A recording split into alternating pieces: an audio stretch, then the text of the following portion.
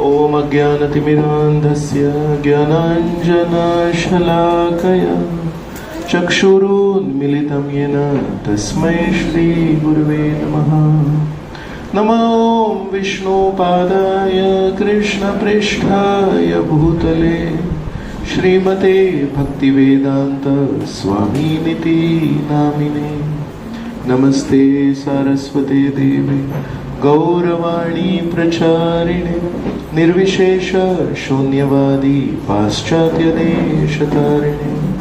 जय श्री कृष्ण चैतन्य प्रभु नित्यानंद श्री अद्वैत गदाधर श्रीवासदि गौर भक्त वृंद। हरे कृष्णा कृष्ण कृष्ण हरे हरे, हरे राम राम राम हरे हरे।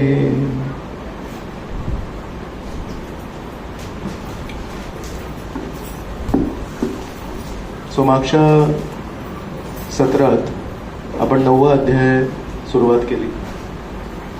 9व्या अध्यायामध्ये जे पहिले श्लोक होते त्यामध्ये श्रीकृष्णांनी एक सर्वात गोपनीय ज्ञान याचा एक उलगडा केला आणि म्हणत होते की हे सर्वात गोपनीय ज्ञान राजगुह्य आहे, पण तरी मी तुला आज हे सांगतो। आणि त्यासाठी अर्जुनाची एक पात्रता पण त्यांनी सांगितली की का एवढ्या कोटी कोटी लोकांमध्ये मी कुठल्या ऋषीला, कुठल्या मुनीला, कुठल्या इतर राजाला, माझ्या स्वतःच्या वंशातल्या कुठल्या यादवाला नाही निवडलं। स्वतःचा परिवार आपल्याला नेहमी प्रिय असतो, पण श्रीकृष्णांनी कुठल्या यादवाला नाही निवडलं आणि कुठल्या अगदी विरक्त ऋषीमुनींना नाही निवडलं। श्रीकृष्ण म्हणत होते की अनसूयवे, की तू निर्मत्सर आहेस आणि तू निर्मत्सर आहेस ही तुझी पात्रता आहे। आणि मग आपण हे पण बघत होतो की कशा प्रकारे आपण एकमेकांना निर्मत्सर म्हणू शकतो, पण परमेश्वर जे हृदयस्थ आहेत ते जेव्हा एका व्यक्तीला म्हणतात की तू निर्मत्सर आहेस, सो ते म्हणजे दॅट्स लाईक फायनल प्रूफ। आणि अर्जुन स्वतःला नाही म्हणते की मी निर्मत्सर आहे, मला गीता सांगा। श्रीकृष्ण म्हणते तू निर्मत्सर आहे म्हणून तुला देणार। ते खूप मोठी गोष्ट आहे कोणा एका जीवात्म्याला श्रीकृष्ण निर्मत्सर म्हणणे। तर असं करत करत आपण मग मागच्या वेळेस 2 श्लोक बघितले आणि हे पण बघितलं की हे जे ज्ञान आहे हे खूप पवित्र आहे आणि याला प्रत्यक्ष आपण अनुभव करू शकतो। तर भागवतामध्ये एक श्लोक आहे त्यामध्ये सांगितलं की जेव्हा जेव्हा आपण हरी कथेमध्ये तल्लीन होतो, परमेश्वरांची स्तुती होत असेल तिथे तल्लीन होतो, किंवा परमेश्वरांचं नाम कीर्तन चालू असेल तिथे जेव्हा आपण तल्लीन होतो, त्यामध्ये जर आपण एकरस झालो तर त्या अवधीकरिता आपण शारीरिक स्तरावर नाही राहत।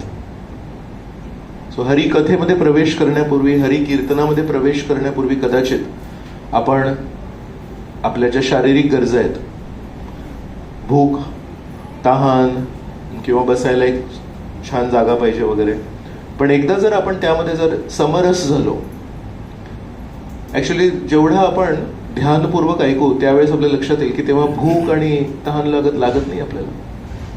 अगदी हे पण म्हणेन की वॉशरूमला पण जायची आठवण जेव्हा येते, जेव्हा क्लास संपतो, कीर्तन वगैरे संपतो, अनाउन्समेंट वगैरे होतं, मग लक्षात येतं की अरे वॉशरूम।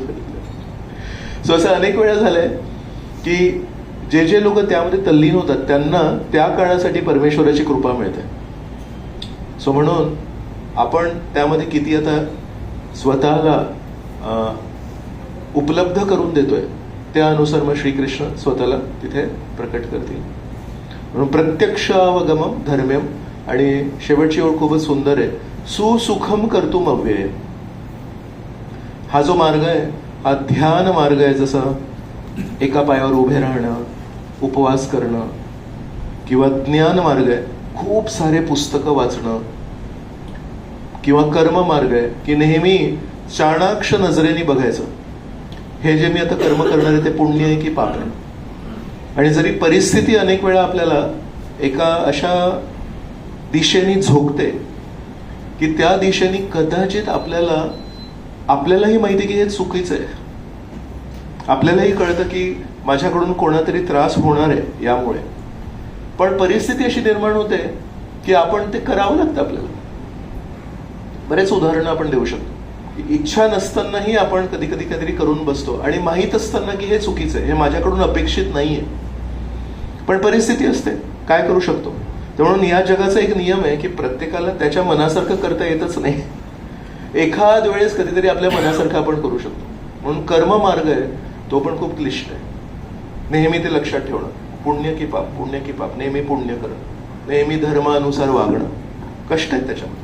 ज्ञान मार्ग कष्ट आहे, ध्यान मार्ग कष्ट आहे, पण भक्तीचा मार्ग श्रीकृष्ण म्हणतायत सुसुखम कर्तुम अव्यय. की काय करायचंय, परमेश्वराचं गोड नावाचं स्मरण करायचंय, परमेश्वराचे वेगवेगळे ज्या कथा आहेत त्या ऐकायच्या, छान परमेश्वराला अर्पण झालेला जो महाप्रसाद आहे तो खायचा आहे. म्हणून भक्ती मार्गामध्ये अडचणी काय आहेत. कर्म मार्ग आहे तो शरीरावर अवलंबून असतो. शरीर चांगलं पाहिजे तरच आपण कर्म करू शकतो. ज्याचं शरीरच निर्बळ आहे, बिचारा आजारी पडलेला आहे, तो कर्म काय करणार, तो कर्तव्य काय करणार आहे. म्हणून कर्म मार्ग आहे हा शरीरावर अवलंबून आहे. ध्यान मार्ग आहे तो मनावर अवलंबून आहे. मन तुमचं नियंत्रित पाहिजे. मन जर चपळ असेल तर मग तुम्ही ध्यान कसं करणार. म्हणून कर्म मार्गावर जर पुढे जायचं असेल, लांब टप्पा गाठायचा असेल तर शरीर सुदृढ पाहिजे, शरीर हेल्दी पाहिजे. ध्यान मार्गावर लांब जायचं असेल तर मनावर खूप छान नियंत्रण पाहिजे. आणि ज्ञान मार्ग आहे त्याच्यामध्ये जर पुढे जायचं असेल तर बुद्धी खूप स्मार्ट पाहिजे. तर आपल्यातून कोण म्हणू शकतो की प्रभूजी कर्म मार्ग छान सांगितलं तुम्ही की शरीर स्ट्रॉंग पाहिजे, आणि माझं शरीर तर खूप स्ट्रॉंग आहे, मी गेल्या 10-1 वर्षांपासून आजारीच नाही पडलो कधी. म्हणून बरोबर मी माझ्या आणि बरोबर कर्तव्य करत असतो मी माझे. एकदा कधी माझ्याकडून काही चूक होत नाही. म्हणजे कर्म मार्गावर जाणं सोपं आहे माझ्यासाठी. किंवा तिथे जर असं वाटत असेल की नाही हो, डॉक्टरांकडे माझा एक फ्रिक्वेंट कस्टमर नंबर आहे एक, फोन करून सांगायला नाही लागत की मी तो बोलतोय, तो फोन आला, अच्छा तुम्ही का, अच्छा मागच्या आठवड्यात पण झालेच होतं. फ्रिक्वेंट कस्टमर असतात ना काही काही, नाही तर एक स्पेशल कोड मिळतो काय, अमेझॉनवर प्राईम प्लस वगैरे काहीतरी असतं, आय डोंट नो, पण त्याचं एक स्पेशल नेहमी आपण सर्व्हिसेस घेतो. सो जर आपल्या डॉक्टरांकडे जर एक अच्छा येस येस बोला आणि हिस्ट्री सांगायची गरज नाहीये, कारण ही remember is a regular customer आहे ते. सो देन कर्म मार्ग आपल्यासाठी नाहीये. जर काही करायला बसलो आणि तिथे लक्ष लागत नसेल आणि आपण म्हणतो सगळं हो लक्ष नाही लागत, एका ठिकाणी मन नाही लागत, तर मग ध्यान मार्ग आपल्यासाठी नाहीये. आणि जर एकदम प्रत्येक परीक्षेमध्ये नेहमी पहिला क्रमांक पटकावत असू आपण, तर मग ज्ञान मार्ग आहे आपल्यासाठी. पण जर आपण म्हणू की नाही हो असं नाहीये, पण प्रत्येक परीक्षेमध्ये पहिला क्रमांक नाही आला, मग कर्म ध्यान आणि ज्ञान मार्ग हे आपल्यासाठी तिथेच कॅन्सल होतात. मग आता उरतो एकच. आपण म्हणतो काय करायचं, तो नाही जमला, हा नाही जमला, तो नाही जमला, म्हणून आता भक्तीत आलो. तसं नाहीये. श्रीकृष्ण स्वतः या मार्गाची स्तुती करतायत आणि म्हणतात सुसुखम कर्तुम अव्यय. शरीर तुमचं जसं काही असेल, जी काही तुमच्याकडून सेवा होत असेल, श्रीकृष्ण असं नाही म्हणत की काहीतरी मोठी सेवा करायला पाहिजे. तुमच्या शरीराप्रमाणे, तुमच्या तब्येतीप्रमाणे एखादी तरी सेवा काहीतरी करू शकतो आपण. कमकुवत असेल तर छोटी सेवा करायची, खूप शक्ती असेल तर जास्ती सेवा करायची, पण काहीतरी सेवा करायची. आणि ध्यान करताना म्हणतात की तू प्रयत्न करतोयस का, नाम जप करताना तू प्रयत्न करतोयस का, चांगला होतोय वाईट होतोय त्याची तुझी व्याख्या ही आहे की स्पष्ट होतोय का, माझी व्याख्या ही आहे, श्रीकृष्णाची व्याख्या ही आहे, तू प्रयत्न करतोयस. आपण म्हणतो प्रयत्नांती परमेश्वर. तर प्रयत्न करतोय का आपण जप करण्यासाठी, प्रयत्न करतोय का आपण कीर्तनामध्ये भाग घेण्यासाठी. त्या दृष्टीने श्रीकृष्ण म्हणतात की तुझा चांगला जप म्हणजे प्रयत्नशील जप. चांगला जप म्हणजे हा नाही की त्याच्याने एकदम अशा इथून प्रेमाश्रू वाहतील वगैरे, प्रयत्न करतोय. आणि ज्ञान मार्गावर जी बुद्धी लागते ती म्हणतात की जे काही आपण ऐकतोय, जे काही आपण वाचतोय त्याला समजून घेण्याचा प्रयत्न करतोयस का. म्हणतो हे मला काही संस्कृत वगैरे काही जमत, मी काय ऐकणार, दिस इज व्हेरी इझी, मला हे जमणार नाही. आपण आयुष्यभर तेच करत आलो. कोणी काय सांगितलं अरे असं करशील का, मला जमणार नाही, मी करणार नाही, तू त्याला सांग. This is not a good response. आई बाबा पण मुलांना जेव्हा म्हणतात तू कर, तो म्हणतात मी करणार नाही, मला जमणार नाही, तेव्हा आई बाबा काय म्हणतात, प्रयत्न तर कर, ट्राय तर कर. तुझा हा जो कॉन्फिडन्स आहे की मी करणार नाही, त्याच्यापेक्षा जास्ती कॉन्फिडन्स माझा आहे की तुला शक्य आहे. प्रयत्न तर कर. जसं श्रीकृष्ण आपल्याला म्हणतात, थोडं तरी काहीतरी समजून घेण्याचा प्रयत्न कर की काय बोलतोय मी, काय तुला संदेश देतोय. अशा प्रकारे थोडा कर्म, थोडा ज्ञान आणि थोडं ध्यान जरी आपण केलं तरी सुसुखम कर्तुम हवे. आणि श्रीकृष्णांनी एका श्लोकामध्ये या भौतिक जगाबद्दल 2 गुण सांगितले की या तुम्ही नाही सांगायचं. या भौतिक जगाला जर आपल्याला वर्णन करायचं असेल तर संक्षिप्त 2 शब्दांमध्ये श्रीकृष्णांनी वर्णन केलंय. आणि तुम्हाला ते माहिती आहे. ते कोण सांगणार मला? हा, येस, वंदना माताजी सांगतात. या, आणि दुसरा काय शब्द आहे? सो बघा, सगळ्यांना माहिती आहे. तर श्रीकृष्ण म्हणतात या पूर्ण जगाचं 2 शब्दांमध्ये वर्णन करू शकतो. एक म्हणजे इथे वारंवार आपण किती टाळाटाळ केली तरी काही ना काही त्रास, काही ना काही दुःख आपल्या जीवनामध्ये येणार. किती आपण पावसापासून प्रयत्न केला तरी कुठे ना कुठे एक थेंब तो भिजतोच. आपण नाही, इथून समजा कोणी पाणी बाहेर साफ करत असतील तर ते फटीतून नाही थोडंसं पाणी येत असतं. तसं आपल्या जीवनामध्ये आपण कितीही दरवाजे, खिडक्या कितीही टाईट केले तरी कुठून ना कुठून ते फटीतून थोडं दुःख येतच. कितीही प्लॅनिंग करा, काही करा, राईट. सो दुःखालय.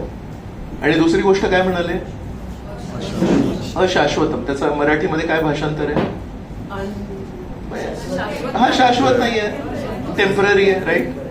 आता सगळ्यात मजेची गोष्ट आहे की श्रीकृष्णांनी इथे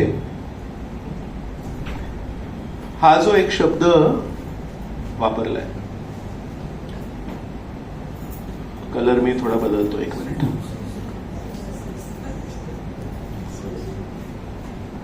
हा जो शब्द वापरलाय हा आहे सुसुखम. तर पहिला जो शब्द आपण म्हणालो या भौतिक जगाची वर्णन करताना पहिला शब्द काय म्हणालो आपण? दुःखालय. सो सुसुखम इज कॉन्ट्ररी टू दुःखालय. म्हणजे या जगाचा एक नियम आहे, काही करा, दुःखालय. पण त्या दुःखालयामध्ये जो सृष्टीकर्ता आहे तो म्हणतो मी तुला एक मार्ग देऊ शकतो. त्या मार्गामध्ये जरी तू दुःखालयात आहेस तरी पण तुझा अनुभव, वैयक्तिक अनुभव सुसुखम असेल. समजा कोणी आपल्याला म्हणालं की तू समुद्रात राहतोयस, तू भिजणारच आहेस. तो मी समुद्राला बदलणार नाहीये. जो सृष्टी करताय तो म्हणतो तू समुद्राला नाही बदलणार आहे, पण मी तुला असं एक शरीर देईन की ते पाणी तुला स्पर्श नाही करणार आणि तू कोरडं राहशील. जेव्हा एखादा माणूस समुद्रात जातो डीप सी डायव्हिंग, मोती वगैरे काढण्यासाठी, तेव्हा कसं करतो तो एक सूट घालतो, राईट. सो ते पूर्ण एक शरीर आहे आणि ते पूर्ण शरीर घातल्यावर एक झिप लावली, एकदा इथे गॉगल्स लावले, ते मास्क वगैरे लावलं तर तो पाण्यात जातोय. सगळीकडे पाणी पाणी. आणि जेव्हा बाहेर येईल तेव्हा जर त्याने ती झिप काढली, आतमधले कपडे कोरडे, राईट. सो समुद्र नाही बदललं, पण एक अशी प्रक्रिया काढली की त्या समुद्राच्या खोल जाऊन पण हा भिजत नाहीये, एक कुठे डाग नाहीये पाण्याचा. तर श्रीकृष्णाची सृष्टी करतायत तेच म्हणतायत. जसं मी आताच विचारलं, श्रीकृष्णांनी या जगाचं वर्णन कसं केलंय 2 शब्दांमध्ये, आणि मग तुम्ही म्हणाले दुःखालयम अशाश्वत, बरोबर. तर सृष्टीकर्ता म्हणतोय या जगामध्ये दुःख अनिवार्य आहे, तुम्ही नाही टाळू शकत, जे करायचं ते करा. आणि तेच सृष्टीकर्ता जेव्हा म्हणतायत की पण भक्ती मार्ग आहे, सुसुखम आहे, याच्यातून आपल्याला काय कळतंय? या दोन्ही शब्दांना जर आपण एकत्र आणलं तर आपण काय त्याचा निष्कर्ष काय लावू शकतो? भक्ती मार्ग त्याच्यावरती मात करू शकतो. भक्ती मार्ग जो करेल त्याच्या जीवनामध्ये दुःख नसते. पण परमेश्वर या जगाचा गुणधर्म बदलणार नाहीये. परमेश्वरांनी या जगाची जी निर्मिती केली आहे ती त्यांच्या काहीतरी उद्देशाने केली. म्हणून आपल्यासाठी कमीत कमी श्रीकृष्णांनी सांगितलंय, जर तुम्हाला या दुःखालय जगामध्ये जर तुम्हाला सुखी राहायचं असेल तर तुम्ही जो मार्ग करताय त्या मार्गाने होणार नाही. ते हा मार्ग मी सांगतोय, मी स्वतःच्या मुखाने सांगतोय. पण ज्यांनी ती सृष्टी तयार केली तो त्या सृष्टीवर उपाय सांगू शकतो. म्हणजे ज्याने सृष्टी तयार नाही केली तो सृष्टीवर उपाय नाही सांगू शकत. म्हणून सुसुखम.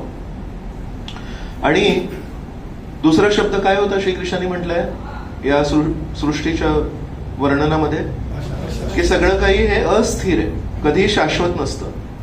त्यासाठी हा एक शब्द श्रीकृष्ण वापरतात. याचं काय आहे मराठीमध्ये भाषांतर? राईट. सो अशाश्वतम म्हणजे विनाशी. आणि श्रीकृष्ण म्हणतात भक्ती मार्ग आहे हा अविनाशी आहे. या दोन शब्दांना आपण जर एकत्र आणलं तर आपण त्याच्यातून काय निष्कर्ष काढू शकतो की या जगाचा गुणधर्म बदलणार नाही, पण तुम्ही भक्ती मार्गामध्ये जे काही कराल त्याला या भौतिक जगाचा जो नियम आहे की ते विनाशी आहे, ते स्पर्श होत नाही. भक्ती मार्गामध्ये तुम्ही जे काही कराल 1 सेंटीमीटर 1 किलोमीटर जी काही प्रगती कराल ती अविनाशी आहे.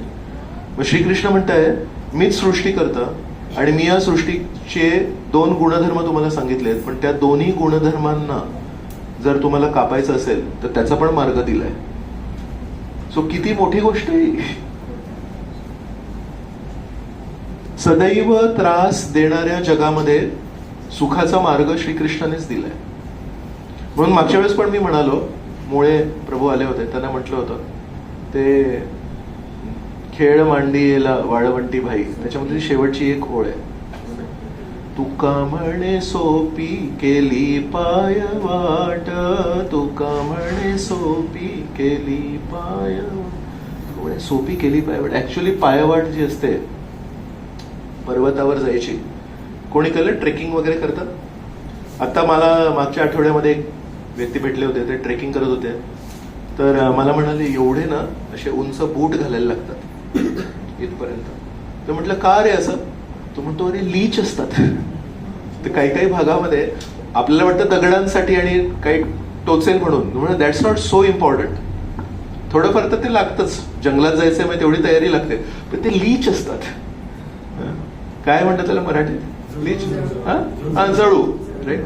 आयुर्वेदामध्ये पण तो जळू एकदा चिपकला तो, मग ते इतकं ना त्याला बाहेर काढताना तो ऍक्च्युली छिद्र होतं तिकडे. आणि जळूचं जे छिद्र होतं, आता इथे काही समजा टाचणी टोचली आणि ते रक्त असं थोडं वाहतं, राईट, पण त्याच्यानंतर ते क्लॉट होतं. पण जळू अशी गोष्ट आहे, जळूला जर तुम्ही खेचून काढलं आणि त्याचं छोटंसं छिद्र होतं ना, तर 3 दिवस त्याच्यातून रक्त बाहेर निघतं. It does not clot. Clotting नाही होत त्याचं. It gives some chemicals which is anti clotting. तो मला म्हणतो अरे ते जंगलात ट्रेकिंग वगैरे जाणं सोपं नाही आहे. ते छोटंसं आपल्या इकडे कर्जतच्या जवळ नाही, शहरापासून 20 किलोमीटर दूर. ऍक्च्युअली जंगलात जर जायचं असेल तर म्हणाल कठीण आहे ते, म्हणून बूट वगैरे घालायला लागतात वगैरे. सो समजा पायवाट आहे जी अशी वर चालली आहे, अत्यंत कठीण. म्हणून तुकाराम महाराज म्हणताय तुका म्हणे सोपी केली पायवाट. फक्त नाम कीर्तन केल्याने, फक्त कथा कीर्तन केल्याने जी गोष्ट मोठ्या मोठ्या ऋषीमुनींना शक्य नव्हती, जी गोष्ट मोठ्या मोठ्या ज्ञानींना शक्य नव्हती, जी गोष्ट मोठे मोठे कर्तृत्व करणाऱ्या लोकांना शक्य नव्हती, ते श्रीकृष्ण म्हणतायत फक्त सोपा हा जो भक्ती मार्ग आहे त्यांनी ती गोष्ट शक्य आहे. सुसुखम करतो अव्यय. सो टॉप सिक्रेट, पण टॉप सिक्रेट आहे ते आपण सगळ्यांना वाटतोय की बघा हे टॉप सिक्रेट आहे. सृष्टीकर्त्यानेच सांगितलंय की या सृष्टीच्या जे मर्यादा आहेत त्याच्यावर आपण कसं मात करू शकतो. सो व्हेरी इम्पॉर्टंट आहे. 9.2 व्हेरी इम्पॉर्टंट. ओके. सो मग कोणी म्हणेल की एवढं तुम्ही म्हणताय टॉप सिक्रेट आणि खूप महत्वाचं आहे आणि खूप छान आहे, तर मग सगळेच जण करणार आहेत हे, कोण उरणार कोण आहे? मग सगळ्या जणांनीच भक्ती मार्ग करायला पाहिजे. मग त्यासाठी पण एक आहे, श्रीकृष्ण म्हणताय अश्रद्धदाना पुरुषा धर्मस्यास्य परन्तप अप्राप्य मां निवर्तन्ते मृत्यू संसार वर्तमनी. वाचणार भाषांतर. परंतप म्हणजे जो शत्रूला ताप देऊ शकतो, त्याला त्रास देऊ शकतो. ज्यांची या भक्ती मार्गावर श्रद्धा नाही त्यांना माझी प्राप्ती होऊ शकत नाही. म्हणून या भौतिक जगतामध्ये जन्म मृत्यूच्या मार्गावर त्यांचे पुनरावृत्ती होते. तर श्रीकृष्णाने एवढं सगळं सांगितलंय, सोपी केली पायवाट. पण असं नाहीये की तुकाराम महाराजच्या गावातले सगळेजण जप करत होते. तो इव्हन तुकाराम महाराजच्या गावी आले, अरे हा आमचाच गावचा आहे. पण आमचाच गावचा आहे त्याचे 2 अर्थ होतात. आमच्याच गावचा म्हणजे हा जो सांगताय ते स्वीकारायला पाहिजे, आणि दुसरं म्हणजे हा याचं काय ऐकायचं, हा तर आमच्याच गावचा आहे. दोन्ही गोष्टी होतात. तर म्हणून जरी तुका म्हणे सोपी केली पाय वाट, पण सगळ्यांनी ते स्वीकार नाही केलं. म्हणून श्रीकृष्ण इथे पण एवढं सगळं सांगितलं म्हणतात अश्रद्धदाना पुरुष, ज्याला या मार्गावर श्रद्धा नाही, जो म्हणे असं नसतं, एवढं सोपं नाही होते. फक्त हे परमेश्वराचं जे नाम आहे ते बोलून, फक्त हे भगवद्गीतेतील ज्ञान ऐकून, फक्त श्रीकृष्णांनी यांना कसं प्रेम केलं, श्रीकृष्णांनी त्याला कशी कृपा दिली, श्रीकृष्णांनी या राक्षसाला कसं मारलं, हे फक्त ऐकून सगळे हे जे हृदयातले जे अनर्थ आहेत, जे वर्षानुवर्ष मोठ्या मोठ्या ऋषीमुनींना छळतात, ते म्हणजे नष्ट होणार आहेत. इम्पॉसिबल. श्रीकृष्ण म्हणतात बरोबर, अश्रद्धदाना पुरुष. ते कोणाचं नाव आहे? माझं नाव नाहीये, कुठल्या सीमित जीवात्म्याचं नाव आहे, परमेश्वराचं नाव आहे.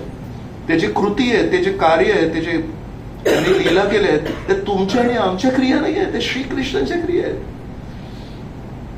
म्हणून एका अर्थाने अरे हे श्रीकृष्णांच्या लीला आहेत, हे श्रीकृष्णाचं नाव आहे, आणि दुसरं आहे की श्रीकृष्णांच्या लीला, श्रीकृष्णाचं नाव आहे, आता आमच्याच गावचं आहे.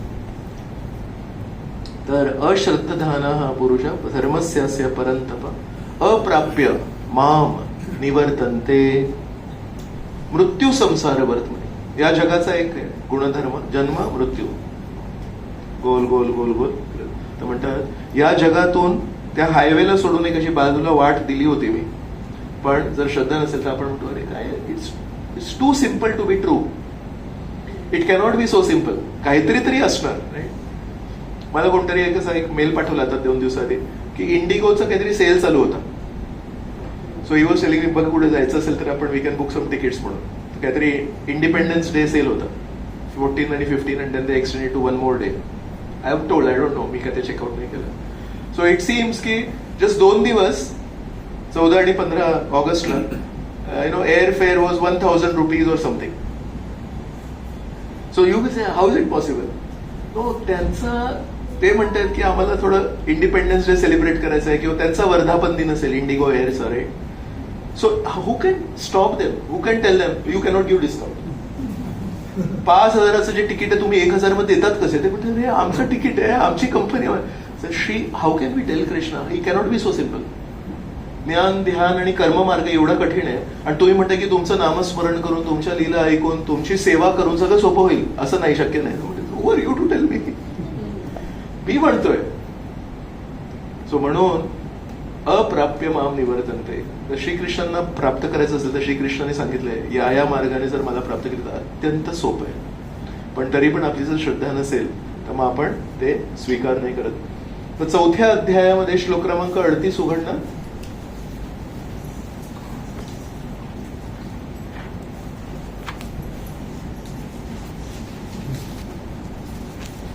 त्याचं भाषांतर वाचा.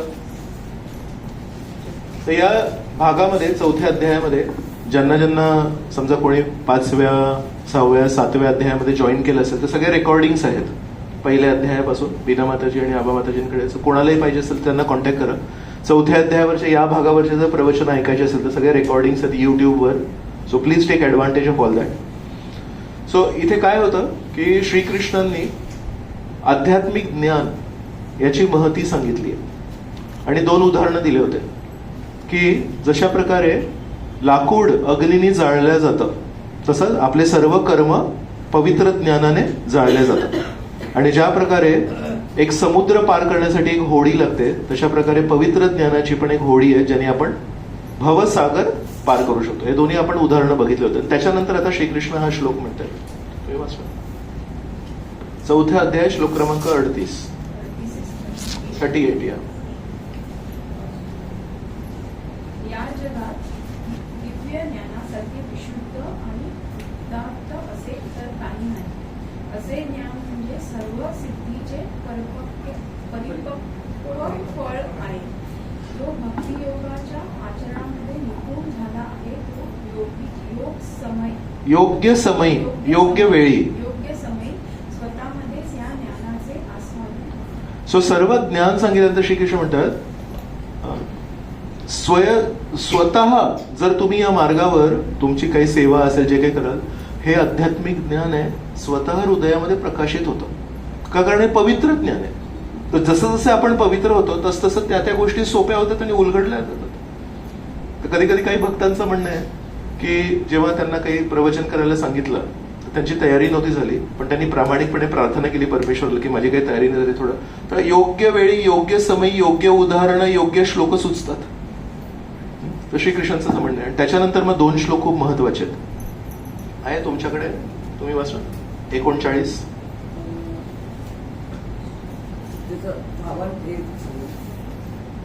चौथा. या.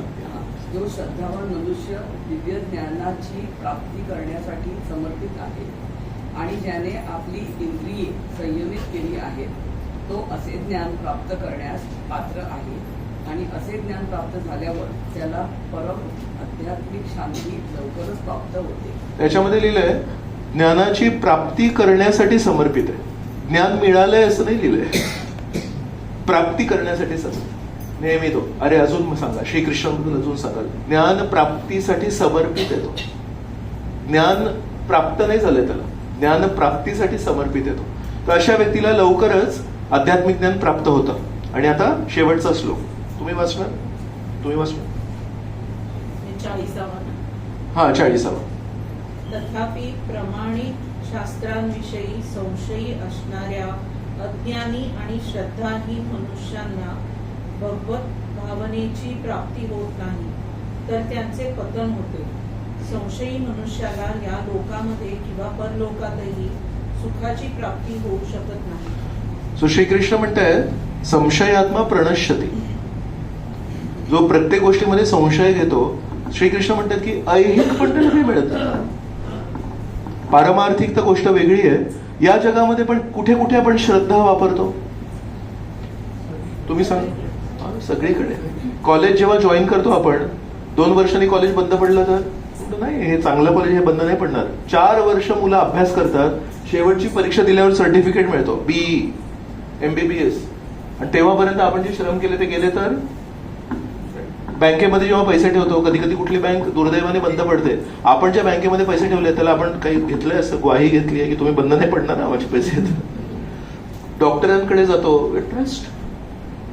गाडीमध्ये बसतो, तो ड्रायव्हर आहे, तो टॅक्सी ड्रायव्हर आहे, ट्रस्ट. राईट. आणि किती अपघात होतात. बॉम्बे पुणे कोण प्रवास करतात?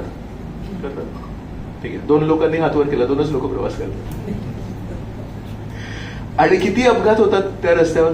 पण आजपर्यंत मी कोणी बघितलं नाही तो म्हणतो अरे मागच्या वेळेस बॉम्बे पुणे एक्सप्रेसवेवर एवढा मोठा भीषण ऍक्सिडेंट बघितला, आता मी नाही चालवणार गाडी. Everyone is driving cars. Right. कारची जी संख्या आहे ती वाढत चालली आहे आणि सगळे ऍक्सिडेंट माझ्यासोबत नाही होणार. ट्रस्ट. सो श्रीकृष्ण त्या श्लोकात सांगताय 40व्या श्लोकामध्ये की या जगामध्ये पण सुख प्राप्ती जर पाहिजे, एक शांत जीवन जर जगायचं असेल तर यू हॅव टू ट्रस्ट. असं का? याचा पुरावा काय, त्याचा पुरावा काय, असं करत गेलं तर आपण आपलं जीवन नाही जगू शकत. तर या जगामध्ये पण जिथे सर्व काही दृश्य आहे, शेवटी वी कॅन इन्स्पेक्ट, तिथे पण श्रद्धा लागते. मग परमेश्वर म्हणतात अरे मी सांगतोय की हे असं आहे म्हणून याच्यावर जर श्रद्धा नाही ठेवली म्हणजे संशयात्मा विनश्यती. या जगामध्ये पण सुख नाही मिळत आणि परलोकामध्ये पण जाण्याची परवानगी नाही मिळत. तसं तर पुन्हा एकदा श्रीकृष्ण म्हणतात एवढी सिक्रेट सांगितली मी एवढी मोठी, तरी पण सगळेजण नाही करणार. अश्रद्धदाना पुरुषा धर्मस्यास्य परंतप अप्राप्य माम निवर्तन्ते मृत्यू संसार वर्तते. म्हणून या संसार चक्रातून जर निघायचं असेल तर तुका म्हणे सोपी केली पाय वाट. आता हे जे 2 श्लोक आहेत पुढचे ते खूप खूप खूप महत्वाचे आहेत, अत्यंत महत्वाचे आहेत. आणि ते का असं म्हणतोय ते पण आपण चर्चा करूया. आपण हा श्लोक वाचूया. मया ततम इदम सर्वम जगद व्यक्तमूर्तिना मत्स्थानी सर्वभूतानि न चाहम तेषु अवस्थितः. थोड्याशा आपल्या बुद्धीला मुंग्या येणार आहेत या 2 श्लोकांमध्ये. का? तर श्रीकृष्णाने या मुंगी येणाऱ्या श्लोक सांगण्यापूर्वी सांगितलं श्रद्धा ठेवा माझ्यावर, समजून घ्या, मी प्रयत्न करीन तुम्हाला समजावून सांगण्याचा, पण तुम्हाला शेवटी श्रद्धा ठेवायला लागेल. आणि का ते पण आपण चर्चा करूया. ओके. सो भाषांतर. मी माझ्या अव्यक्त रूपाद्वारे हे सर्व जगत व्यापले आहे. सर्व जीव माझ्या ठायी आहेत, परंतु मी त्यांच्या ठायी नाही. पहिल्या वाक्यामध्ये काय लिहिलंय? अव्यक्त रूपाद्वारे. अव्यक्त म्हणजे काय? जे मी माझ्या डोळ्यांनी बघू शकत नाही. अरे ती अव्यक्त गोष्ट आहे, म्हणजे ती आहे पण माझ्या डोळ्यांना नाही दिसत आहे ती, राईट? सो बीना माताजी म्हणतात इम्पर्सनल. इम्पर्सनल म्हणजे त्याला आकार नाही, त्याला रूप नाही, प्रकाश. या रूम मध्ये प्रकाश सगळीकडे. तर आपण म्हणतो ना मराठीमध्ये, या प्रकाशाने या पूर्ण कमऱ्याला व्यापले आहे. किंवा कधी कधी अगदी थोडं इमोशनल झालं, या घटनेच्या दुःखाने माझ्या पूर्ण जीवनाला व्यापले आहे, राईट? किंवा सकारात्मक, या व्यक्तीच्या प्रेमाने माझ्या पूर्ण जीवनाला व्यापले आहे, राईट? सो एव्हरीवेअर, त्याला इंग्लिशमध्ये म्हणतात ऑल परवेडिंग.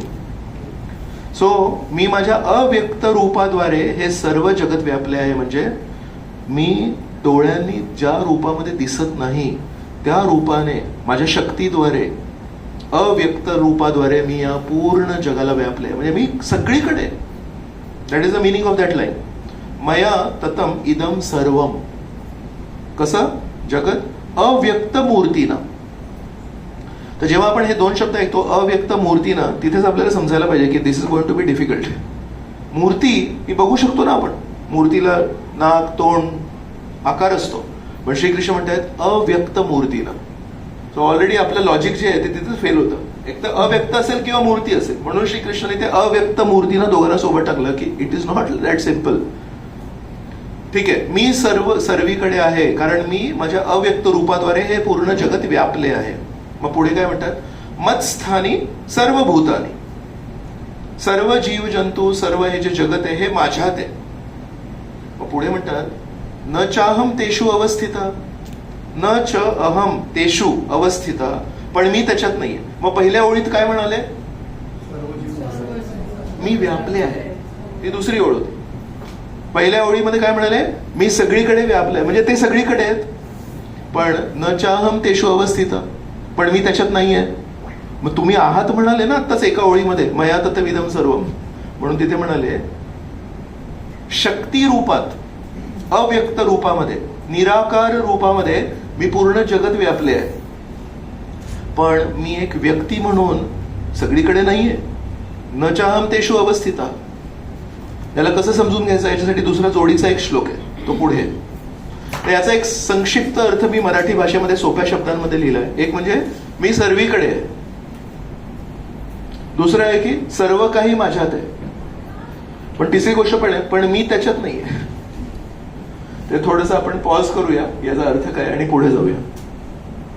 नच मत्स्थानी भूतानी.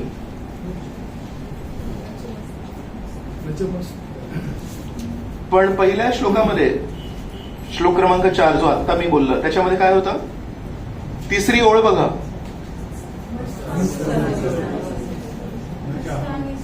एक मिनिट जस्ट सोडलं. ही ओळ थोडी बायहार्ट करूया आपण. काय लिहित आहे? मत्स्थानी सर्व भूतानी. त्याचा मराठी भाषांतर वाचा. मत्स्थानी सर्व भूतानी आहेत, बरोबर? सो सिंपल, मत्स्थानी सर्व भूतानी. आता पुढचं, पहिली ओळ.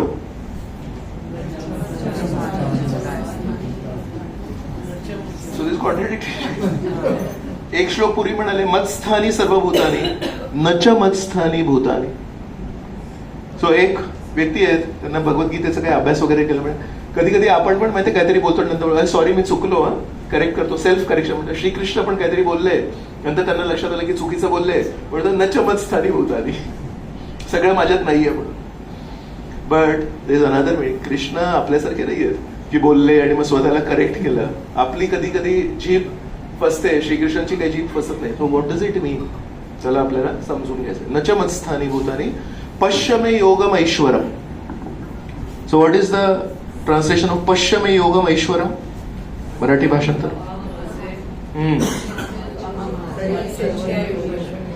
पहा माझी अचिंत्य योग शक्ती. म्हणून श्रीकृष्णांनी मागच्या श्लोकामध्ये म्हणाले मत्स्थानी सर्व भूतानी, नच मत्स्थानी सर्व भूतानी पश्यमे योगम ऐश्वरम. माझी शक्ती बघ कशी आहे. एका दृष्टीने मी आहे पण, आणि एका दृष्टीने मी नाहीये पण. ते कसं ते आपण समजून घेऊया. पण हे ऍटलिस्ट या स्तरावर तरी समजून घेण्याची गरज होती इथे. भूतभृन्न च भूतस्थो ममात्वा भूतभावना. भूतभृन याचं काय आहे भाषांतर? सर्व जीवांचे धरण व पोषण करणारा. पालन पोषण करणारा व्यक्ती मी आहे. ममात्मा माझा. भूतभावना संपूर्ण सृष्टीचा उगम. तर मी संपूर्ण सृष्टीचा उगम आहे आणि त्या उगम झाल्यानंतर जितके काही लोक आहेत त्यांना पालन पोषण करणारा पण मीच आहे. ममात्मा भूतभावना. पण आता बघूया आपण की याला कसं समजायचं आपल्याला. सो परत संक्षिप्त अर्थ आपण बघूया. तर पहिल्या ज्या 3 ओळी आहेत त्या मागच्या श्लोकाच्या आहेत. तर कोण वाचणार? तुम्ही वाचणार.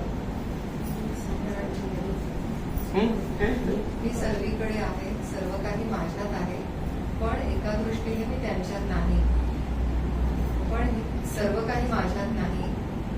माझे हे ऐश्वर्य पहा, मी सृष्टीकर्ता, पालन पोषण करता आणि सर्वव्यापी आहे. या दोन्ही श्लोकांचा जर संक्षिप्त अर्थ बघितला तर हा होतो. त्याला कसं समजायचं?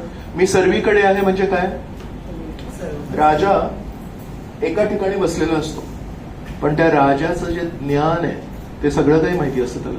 तिथे काय चाललंय त्याला रिपोर्ट येत असतं तिकडून. अरे तिथे थोडा विद्रोह चाललाय, इथे हे लोक चांगले आहेत, इथे काहीतरी एक चांगलं मंदिरामध्ये काहीतरी उत्सव चाललाय, इथे हे चाललंय, राईट. तर त्या गुप्तचरांद्वारे त्याला सगळे रिपोर्ट आहे. म्हणून त्याला पूर्ण त्याच्या राज्याची माहिती आहे. राजा सर्वव्यापी नाहीये, पण त्याची शक्ती त्याच्या गुप्तचरांद्वारे सर्वव्यापी आहे. प्रभुपाद अजून एक उदाहरण देतात. म्हणतात एक आर्किटेक्ट आहे आणि तो 20 माळ्यांची बिल्डिंग बनवतोय.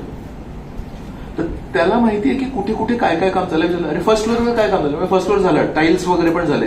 आणि 5th फ्लोअरवर काय चाललंय? भिंती उभारतात. आणि 4th फ्लोअरवर आता खिडक्या बनतात. स्वतः जाऊन त्याला बघायची गरज नाहीये फर्स्ट फ्लोअरवर काय चालू आहे, सेकंड फ्लोअर. त्याला सगळं माहिती आहे. फॅक्टरी ओनर आहे, त्याला माहिती आहे की काल किती प्रोडक्शन झालं. त्याने स्वतः प्रोडक्शन केलं नाही. तर एक साधारण फॅक्टरीचा मालक आहे, एक साधारण आर्किटेक्ट आहे, या जगातला एक राजा आहे, सीमित एक व्यक्ती आहे. त्याला पण त्याच्या शक्तीद्वारे, तर त्याला जी माहिती येते त्याला मी शक्तीचं एक नाव देतोय. पण हे परमेश्वर जे आहेत यांना दुसऱ्यांवर अवलंबून राहण्याची गरज नाही. अव्यक्त रूपामध्ये, परमात्मा रूपामध्ये ते सगळीकडे आहेत. तेच परमात्मा तुमच्या हृदयात आहेत, तेच परमात्मा माझ्या हृदयात आहेत. तर परमात्म्याला सगळं माहिती आहे. म्हणून अव्यक्त रूपामध्ये मी सर्वीकडे आहे आणि त्या दृष्टीने सर्व काही माझ्यात आहे. कारण मी सगळीकडे सर्वव्यापी आहे. तर या प्रकाशामध्ये आपण सगळेजण बसलो आहोत. म्हणजे सर्व काही माझ्यात आहे. पण म्हणतात पण एका दृष्टीने मी त्यांच्यात नाहीये. एका दृष्टीने मी त्यांच्यात नाहीये म्हणजे की परमात्मा जो आहे हा थोडा अलिप्त पण राहतो. मी त्यांच्यात आहे म्हणजे कसं आहे? मी प्रकाशात आहे म्हणजे मी प्रकाशावर अवलंबून आहे. पण परमेश्वर म्हणतात मी कोणावर अवलंबून नाहीये, मी स्वतंत्र आहे, म्हणून मी त्यांच्यात नाहीये. मग पुढे म्हणतात पण सर्व काही माझ्यात नाही पण आहे. याच्यात काय म्हणतात की या भौतिक जगाच्या पलीकडे एक वैकुंठ आहे आणि त्या वैकुंठामध्ये मी राहतो एक व्यक्ती म्हणून. तर शक्ती म्हणून मी सर्वव्यापी आहे, पण एक व्यक्ती म्हणून माझं एक स्वतंत्र घर पण आहे वैकुंठामध्ये. तर म्हणून सर्व काही माझ्यात नाहीये. का? सर्व काही भौतिक जग जे आहे ते वैकुंठात नाहीये, भौतिक जग हे वेगळे आहे. म्हणून श्रीकृष्ण स्वतःची वेगवेगळ्या स्तरावर आपल्याला माहिती देतात. म्हणतात मी एक व्यक्ती पण आहे, पण माझी एक शक्ती पण आहे. शक्तीद्वारे मी सर्वव्यापी आहे, पण एक व्यक्ती म्हणून मी वेगळं माझं स्थान आहे. तर परमात्मा रूपामध्ये, शक्ती रूपामध्ये परमेश्वर सगळीकडे आहेत, पण एक भगवंत श्रीकृष्ण या रूपामध्ये श्रीकृष्ण म्हणतात सर्व काही माझ्यात नाहीये. आणि एकच व्यक्ती दोन्ही वाक्य बोलणं इट इज इम्पॉसिबल. एक तर तुम्ही सर्वव्यापी आहात, नाहीतर तुम्ही सर्वव्यापी नसून एका ठिकाणी वेगळे आहात. पण श्रीकृष्ण म्हणतात नाही, हे तुला लागू होतं. एक तर तू सर्वव्यापी असतोस किंवा एका ठिकाणी. मला दोन्ही गोष्टी लागू होतात. एका रूपामध्ये, परमात्म्याच्या रूपामध्ये मी सर्वव्यापी आहे, पण एका रूपामध्ये मी एक व्यक्ती म्हणून वेगळा पण आहे. सूर्य आणि सूर्यप्रकाश आहे, याला तुम्ही कसं भेद करणार? तुम्ही सांगणार. सूर्य आला, सूर्याचा ज्या वेळेस जन्म झाला, सृष्टी झाली, त्याच वेळेस सूर्यप्रकाश पण जन्मला की नाही? सूर्यप्रकाशाला सूर्यापासून वेगळं कसं करणार? हाऊ कॅन यू से की सूर्य हे एका क्षणी झाला आणि सूर्यप्रकाश त्याच्या 2 सेकंदानंतर झाला, असं आहे? So it is inseparable, right. पण सूर्य एक ग्रह आहे, सूर्य एक गोलाकार ग्रह आहे जो एका ठिकाणी, त्याचे XYZ कोऑर्डिनेट्स आहेत ना ब्रह्मांडामध्ये, या बाजूला सूर्य आहे, राईट. आणि सूर्यप्रकाश सर्वव्यापी आहे. तर जरी हे दोन्ही एकमेकांपासून अभिन्न आहेत, तुम्ही म्हणू शकत नाही की माझ्याकडे सूर्यप्रकाश आहे पण सूर्य नाही आहे. त्या सूर्यप्रकाशाद्वारे सूर्याचीच तर शक्ती आहे ती. पण तरी पण आपण हे नाही म्हणू शकत की माझ्या कमऱ्यामध्ये सूर्य आहे. का? तो जो गोलाकार सूर्य आहे तो आपल्या रूम मध्ये आला तर ती रूम राहणार नाही. म्हणजे सूर्य जो गोलाकार ग्रह आहे तो आजही वेगळा आहे, पण त्याचीच शक्ती अमाप शक्ती आहे. त्याच्यात थोडीशी शक्ती माझ्या घरात येते, थोडीशी शक्ती तुमच्या घरात येते. त्या दृष्टीने सूर्यप्रकाशाद्वारे तुमच्या घरात पण आहे आणि माझ्या घरात पण आहे. म्हणजे सूर्य सर्वव्यापी पण आहे, पण सूर्य वेगळा पण आहे. ते एक छोटस उदाहरण आहे समजण्यासाठी. ते याला म्हणतात, परमेश्वराला जर समजायचं असेल त्यासाठी एक संस्कृत एक वाक्यरचना आहे, त्याला म्हणतात अचिंत्य. अचिंत्य म्हणजे आपण त्याला समजू नाही शकत. भेद म्हणजे दोन वेगवेगळ्या गोष्टी आहेत. अभेद म्हणजे एकच गोष्ट आहे, तत्व. अचिंत्य भेद अभेद तत्व. तर या जगामध्ये कधी कधी भेद असतं, कधी कधी अभेद असतं, पण परमेश्वर या 4थ्या क्रमांकाच्या श्लोकामध्ये दोनांना मिळून जर केलं तर it is simultaneously one and simultaneously different. तर परमेश्वर या जगामध्ये आहेत का? आहेत ना. त्यांच्या शक्तीद्वारे परमात्म्याद्वारे आहेत, पण परमेश्वर दुसरीकडे राहतात का? हो. त्यांचे एक वैकुंठ ग्रह पण आहे, जिथे मग तुकाराम महाराज म्हणतात आम्ही जातो आमच्या गावात. मग जर परमेश्वर इथेच आहेत, सर्वव्यापी आहेत, मग ते कुठे गेले? म्हणून व्यक्तीला जर भेटायचं असेल तर महलात जायला लागेल. राजाला जर नरेंद्र मोदीला जर भेटायचं असेल तर दिल्लीला जायला लागेल. पण नरेंद्र मोदी शक्ती सर्वव्यापी आहे, मुंबईला पण आहे. त्यांचे जे काय आता लाडकी बहीण योजना नाही, सगळीकडे पोहोचली Ladki Bahin. Started by one person. Where is that person? तर महाराष्ट्रामध्ये सगळीकडे कुठे गेलं तर लाडकी बहीण योजना, पण ते 3 लोकांचा फोटो आहे, राईट? तर ती मुख्यमंत्री, उपमुख्यमंत्री, 2 उपमुख्यमंत्री त्यांनी केलंय. ते व्यक्ती कुठे आहेत? ते त्यांच्या घरी राहत आहेत, पण त्यांनी जी लाडकी बहीण योजना जी राबवली आहे ती पूर्ण महाराष्ट्रामध्ये पसरली आणि सगळेजण त्याचा ऍडव्हान्टेज घेत आहेत. So the scheme started by one person is all pervading. It applies everywhere. जिथे त्यांचं राज्य आहे, महाराष्ट्र राज्य त्यांचं आहे, तर तिथे सगळीकडे ती लागू होते. पण तो व्यक्ती कुठे आहे ज्याने ती स्कीम चालू केली? ते त्यांच्या घरी बसलेत. तर व्यक्तीला जर भेटायचं असेल तर घरी जायला लागेल, पण त्या व्यक्तीच्या शक्तीची गाठ पावलोपावली आहे. त्या व्यक्तीची जी अमाप शक्ती आहे, एक मुख्यमंत्री आहे, त्यांची किती शक्ती आहे? महाराष्ट्र राज्याची जी सीमा आहे त्याच्यामध्ये कुठल्याही घरी जा, कुठल्याही जा, ती शक्ती तिथे लागू होते. सो इमॅजिन वन जीवात्मा, एक जीवात्मा आहे ते मुख्यमंत्री, आणि त्यांना निवडणूक करून 5 वर्षासाठी त्यांची अवधी आहे. 5 वर्षामध्ये that person has so much power. Even though he is not present, his energy is there, his influence is there, his power is there. Can you imagine what is the power of Krishna, ज्यांनी हे जगत बनवलंय? तर ते म्हणतायत, म्हणून मला व्यक्ती म्हणून मी वेगळा राहतो, पण शक्ती म्हणून मला सगळं काही माहिती आणि मी सर्वव्यापी आहे. पश्यमे योगम ऐश्वरम, पहा माझी अचिंत्य शक्ती. तर श्रीकृष्ण चुकीचं नाही बोलले 4थ्या श्लोकामध्ये, आणि त्याला दुरुस्त नाही केलं. आपल्याला कधी वाटू नये, पण श्रीकृष्णांना माहिती आहे की ही गोष्ट ना समजून घेणं सोपं नाहीये.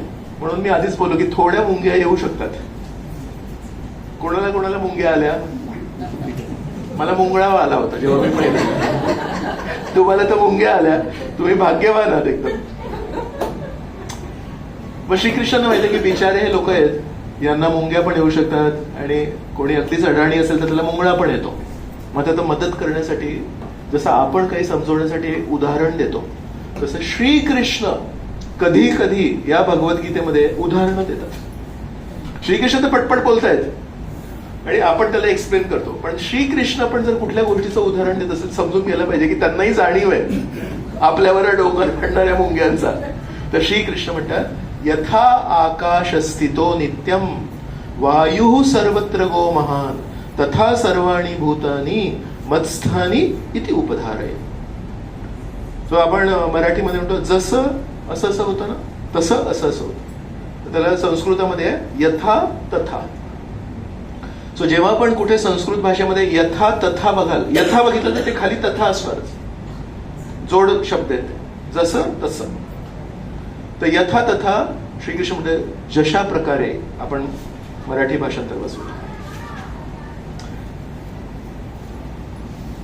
ज्याप्रमाणे सर्वत्र वाहणारा बलशाली वायू सदैव आकाशामध्ये स्थित असतो त्याचप्रमाणे सर्व सृष्ट प्राणी माझ्यामध्ये स्थित असल्याचे जाण.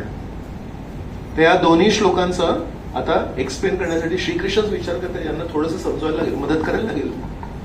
तर एक असं लक्षात घ्या की आकाश एक आपला सूप प्यायचा बोल असतो ना, तसा एक मोठा एक बोल आहे समजा, असा उलटा आहे, राईट, आणि त्याच्यामध्ये वायू वाहतोय. तो वायू कुठल्या दिशेने वाहेल, वारा कुठल्या दिशेने वाहेल हे कोण ठरवणार? वायू ठरवेल. त्याला एक थोडी स्वच्छंदता आहे ना, पण त्याला एक लिमिट आहे. कशाची? त्या बॉलची.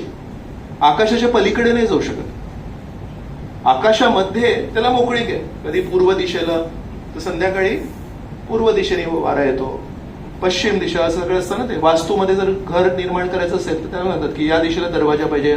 का? कारण संध्याकाळच्या वेळेस इथून वायू येतो, इथून वारा येतो.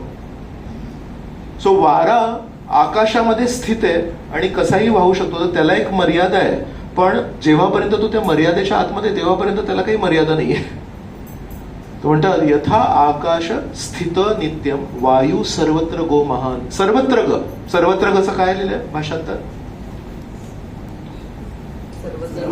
सर्वत्र वाहणारा. म्हणून वारा सर्वत्र वाहू शकतो. लेफ्ट, राईट, अप, डाऊन, जे करायचं ते कर, पण तरी त्याच्यावर एक ओव्हरऑल नियंत्रण आहे. आणि तो वारा कसा आहे? दोन गोष्टी सांगितल्या आहेत. एक आहे सर्वत्र गो आणि एक आहे महान. किती शक्ती आहे ते वाऱ्यामध्ये. वारा जर आला, बिल्डिंगी पडतात, आणि कधी कधी तो चक्रवादळ जर आलं, तशा कार वगैरे. वायू सर्वत्र गो महान. एवढा वारा आहे, सर्वत्र गो आहे आणि महान पण आहे. तसंच जीवात्मे जे आहेत ते परमेश्वराच्या सृष्टीमध्ये ते पण महान आहेत. म्हणून यथा तथा. तर आपल्याला एक उपमा देत आहेत, एक एक्झाम्पल देत आहेत. तर जीवात्म्यामध्ये पण भरपूर शक्ती आहे आणि आपल्याला पण या जगामध्ये वावरण्यासाठी स्वच्छंदता आहे. ते आपल्याला जसं वागायचं तसं वागू शकतो आपण. जर आपण नीट वागलो तर त्याचे नीट फळ मिळतात, चुकीचं वागलो तर चुकीचे फळ मिळतात. भक्ती केली तर याच्यातून बाहेर पडू शकतो. तर म्हणून जसं महान वायूला पण इकडे तिकडे वाहण्याची स्वच्छंदता आहे, पण ओव्हरऑल नियंत्रण आहे. तसं परमेश्वर म्हणतात माझ्यामध्येच, माझ्याच्या शक्तीमध्ये सर्व काही स्थित आहे, पण त्याचं नियंत्रण असं नाही, मी असं नियंत्रण करत नाही. तुम्हाला तुमचं जीवन मोकळीक आहे, तुम्ही निर्णय घेण्यासाठी मोकळीक आहे, पण ओव्हरऑल त्याच्यावर नियंत्रण आहे. तथा सर्वाणी भूतानी मतस्थानी इति उपधारय. त्याच प्रकारे सर्व सृष्ट प्राणी माझ्यामध्ये स्थित असल्याचे जाण. तर हे परमेश्वराचं उदाहरण आहे. दुसरी गोष्ट की वारा जेव्हा वाहतोय तर तो आकाशाला अलिप्त येतो. आकाश स्थिर राहतं, पण आकाशामधले जे ढग आहेत, आकाशामधले जो बाकी काही समजा कचरा असेल तर तो वाऱ्यामुळे इकडे तिकडे होऊ शकतो. म्हणून वारा किती महान असला आणि वारा कुठेही जरी जाऊ शकत असला, पण तो आकाशाला हलवू शकत नाही. का? कारण आकाश आणि वायू हे एकमेकांपासून भिन्न आहेत. तसंच परमेश्वर म्हणतात या जगामध्ये जीवात्मे त्यांना जे पाहिजे ते करू शकतात, पण त्याचा माझ्यावर कधी फरक पडत नाही. आकाशाला तो वारा त्रास देऊ शकत नाही, तसं परमेश्वराला हे जे जीवात्मे आहेत हे त्रास देऊ शकत नाही. सो म्हणून आकाशामध्ये वाहणारा हे खूप, ह्याचं हे परमेश्वराचं उदाहरण. एकमेकांपासून हे दोघं अलिप्त आहेत. मग ते जे अचिंत्य म्हणाले ना, पश्चिमे योगम ऐश्वरम, त्यासाठी मी तुम्हाला सांगितलं ना, अचिंत्य भेद अभेद तत्व. तर अचिंत्य म्हणजे ऍक्च्युली समजायला नाही पाहिजे आपल्याला, अचिंत्य आहे. मग इथे जर मी श्रीकृष्णाने जे उदाहरण दिलं आकाशाचं आणि वाऱ्याचं, आणि जर मी पण ते समजावून सांगितलं, आणि जर तुम्ही म्हणाले की हो समजलं आता, आकाश आहे आणि त्याच्यामध्ये वारा फिरतोय, तसंच परमेश्वराच्या शक्तीमध्ये आपण फिरत असतो, पण दोघंही परमेश्वर आणि जीवात्मे हे एकमेकांपासून डिस्कनेक्टेड आहे. ते समजलं ना आपल्याला. मग अचिंत्य काय त्याच्यामध्ये? मग अचिंत्य हे आहे की वारा आणि आकाश हे दोघंही जड वस्तू आहेत, त्याच्यामध्ये प्राण नाहीये. वाऱ्यामध्ये प्राण नाहीये आणि आकाशामध्ये पण प्राण नाहीये. पण इथे परमेश्वराने जे उदाहरण दिलंय ते तथा सर्व भूतानी मत्स्थानी इति उपधारय. तर सर्व जीवात्मे आहेत ते वाऱ्याशी तुलना करतायत आणि परमेश्वराची तुलना आकाशाशी करतायत. आकाश निष्प्राण आहे, निर्जीव आहे, पण परमेश्वर जिवंत आहेत. आणि वारा निर्जीव आहे पण आपण जिवंत आहोत. तर विचार करा, परमेश्वराने आपल्याला एवढी मोकळीक देऊन ठेवली आहे की आपण त्या निर्जीव वाऱ्यासारखे काहीही करू शकतो, पण तरी आपण परमेश्वराला कधी वी कॅनॉट इन्फ्लुएन्स इट, आपण त्याच्यावर आपला प्रभाव नाही टाकू शकत. तर म्हणतात ही अचिंत्य गोष्ट आहे की एक जिवंत व्यक्ती इतका अलिप्त कसा राहू शकतो. कोण असा जिवंत व्यक्ती आहे आपल्या नजरेमध्ये ज्याने एक असं जग बनवलंय, तुम्ही समजा तुमची फॅक्टरी असेल किंवा असं जग बनवलंय की तिथे आतमध्ये सगळ्या सोयी सुविधा करून ठेवल्या तुम्ही, आणि तिथे जे लोक काम करतील ते त्यांचे स्वतःचे निर्णय घेऊ शकतात. असं कुठलं ऑफिस आहे जिथे तुमच्या बॉसने तुम्हाला सांगितलंय आपल्याला हे करायचंय, now you decide what to do. वर्षाच्या शेवटी आपल्या कंपनीचं यावर्षी प्रॉफिट येईल नाही येईल, 10% येईल 20% येईल, यू डिसाइड.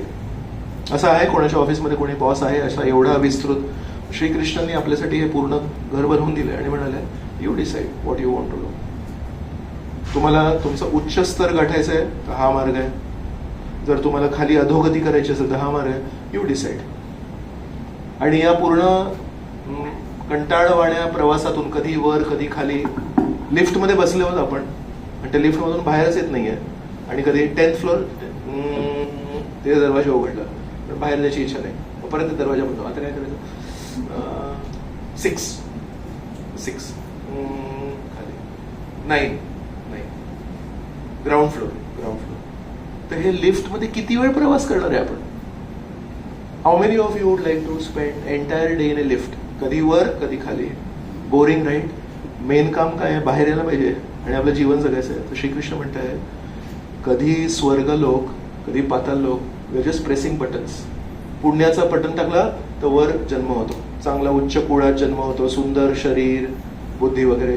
आणि कधी काही तिथे पण चुका करतात लोक, तो खालचा बटन दाबला यू कम. सो ब्रह्मांडाची एक लिफ्ट आहे, त्याच्यामध्ये आपण कर्माचे बटन दाबतोय, कधी चांगले कर्म कधी वाईट कर्म. बेसिकली आपण त्या लिफ्टमध्येच वर खाली येतोय. तर श्रीकृष्ण म्हणतात जीवन कधी जगणार आहात? सो जीवन आपलं आहे वैकुंठामध्ये, ते सोडून आपण लिफ्टमध्येच आहोत, वर खाली करतोय.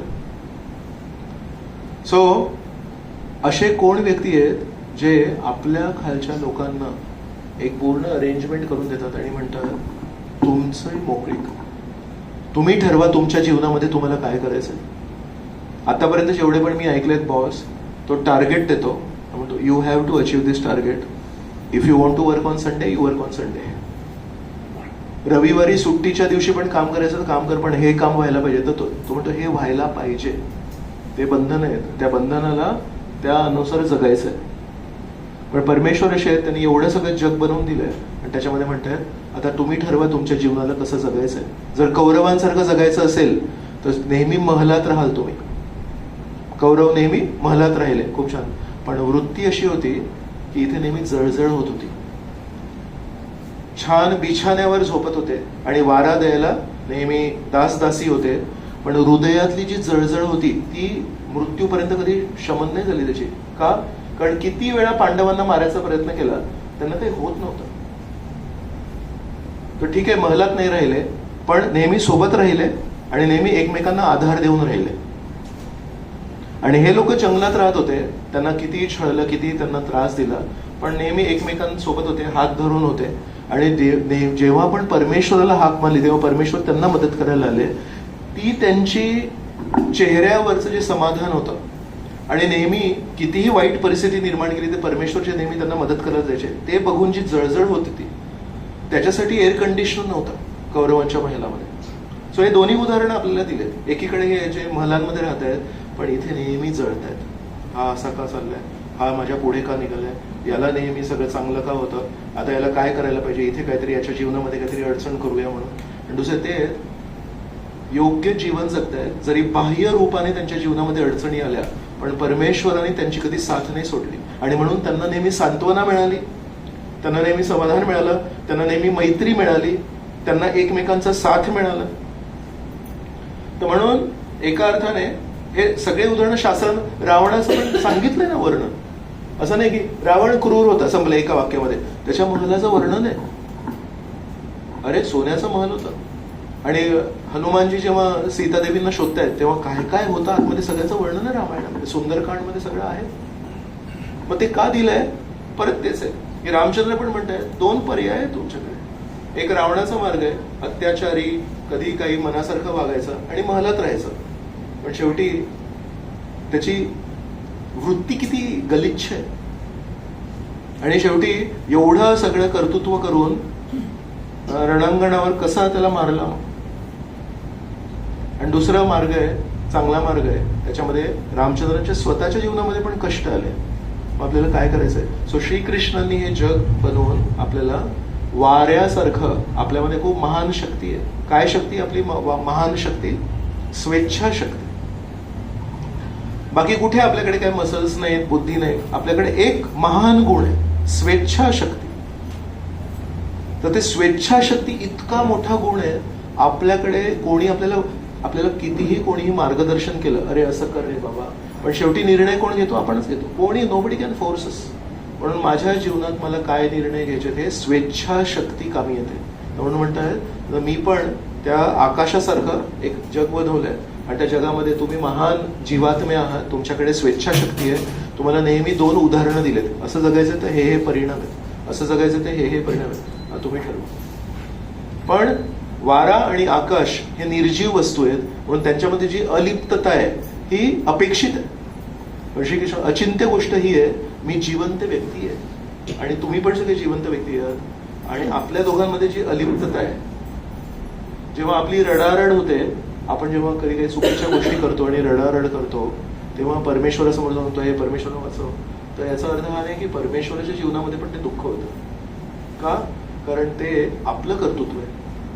आपण जर कडुलिंबाचे बियाणे पेरले असतील आणि तिथे जर कडुलिंबाचं झाड आलं तर मग श्रीकृष्ण काय करणार आहेत? आणि जर आपण आंब्याचे बियाणे लावले आहेत, आंब्यात पेरलाय आणि छान रोज रसाळ आंबे खातो, त्यामुळे श्रीकृष्णाचं काय करणार? श्रीकृष्ण म्हणतात तुमच्या जीवनामध्ये जे होत आहे, जेव्हापर्यंत तुम्ही कर्म करताय, तुमचे जे दुःख आहेत, मी अलिप्त आहे. आणि जर तुमच्या जीवनामध्ये तुम्ही पुण्य केले असतील आणि तुम्ही त्याचा भोग करताय, त्याच्यामध्ये पण मी अलिप्त आहे. मी माझ्या परिस्थितीमध्ये अलिप्त आहे, तुम्ही तुमच्या परिस्थितीमध्ये आहात. तुमच्या जीवनामध्ये जे उतार चढावत आहेत, मी त्याच्यामध्ये आय एम नॉट अफेक्टेड, मी अलिप्त आहे. पण हे अचिंत्य आहे की एक जिवंत व्यक्ती इतका अलिप्त कसा राहू शकतो जेव्हा त्याचीच सगळी सृष्टी आहे. आपण जेव्हा इथे आलो तेव्हा निर्वस्त्र होतो आणि जेव्हा जाऊ तेव्हा आपण फक्त एक त्या परिस्थितीमध्ये थोडं शरीराला झाकतात, बरोबर, पण घेऊन काय जाऊ शकतो. मग इथे जेव्हा आलो तेव्हा आपल्याकडे काहीच नव्हतं. हे कोणी दिलंय सगळं? तर ज्यांनी दिलंय त्यांनी देताना आपल्याला स्वेच्छाशक्ती पण दिली आहे, तुम्ही वापर करा, तुम्हाला कसा वापर करायचा आहे. म्हणतात this is inconceivable. How can somebody be so broad minded की आपल्याला सगळं काही दिलं, एका भिकाऱ्याला सर्व काही दिलं, ज्याच्याकडे काही नव्हतं त्याला सर्व काही दिलं आणि नंतर त्याला ना बंधन, असंच वागलं पाहिजे, हेच करायला पाहिजे नाही. तू ठरव आता तुला तुझ्या जीवनामध्ये काय करायचंय. ही मोकळीक एक जिवंत व्यक्ती दुसऱ्या जिवंत व्यक्तीला देणं, इट इज इनकन्सिवेबल, हे अचिंत्य. म्हणून म्हणतात यथा आकाश स्थितो नित्यम. म्हणून त्याप्रमाणे एका अर्थाने आपण म्हणू शकतो की सर्व काही श्रीकृष्णांमध्ये आहे. कसं? तर त्यांच्या शक्तीद्वारे सगळ्यांमध्ये, पण व्यक्ती म्हणून श्रीकृष्ण वेगळे आहेत. सर्वभूतानि कौन्तेय प्रकृतिं यान्ति मामिकाम् कल्पक्षये पुनस्तानि कल्पादौ विसृजाम्यहम्. हे कौन्तेय, कल्पाच्या अंती म्हणजे सत्य, त्रेता, द्वापर आणि कली हे जे 4 युग आहेत. तर सत्ययुग जेव्हा सुरू होतं त्याला सृष्टी, आणि नंतर 4 युगानंतर प्रलय. हे 4 युग मिळून कल्प म्हणजे सृष्टी आणि प्रलयाच्या मधला काळ एक कल्प. हे कौन्तेय, कल्पाच्या अंती सर्व भौतिक अभिव्यक्ती माझ्या प्रकृतीमध्ये प्रवेश करतात आणि नव्या कल्पाच्या आरंभी माझ्या शक्तीद्वारे मी पुन्हा त्यांना निर्माण करतो. सो जेव्हा सृष्टी होते तेव्हा परमेश्वर म्हणतात माझ्यातून सगळं काही निर्माण होतं, आणि जेव्हा प्रलय होतं तेव्हा सर्व काही परमेश्वराच्या शक्तीमध्ये परत विलीन होतं. हेच 8व्या अध्यायामध्ये पण श्रीकृष्णांनी म्हटलं होतं. श्लोक क्रमांक 18 काढणार 8व्या अध्यायाचं.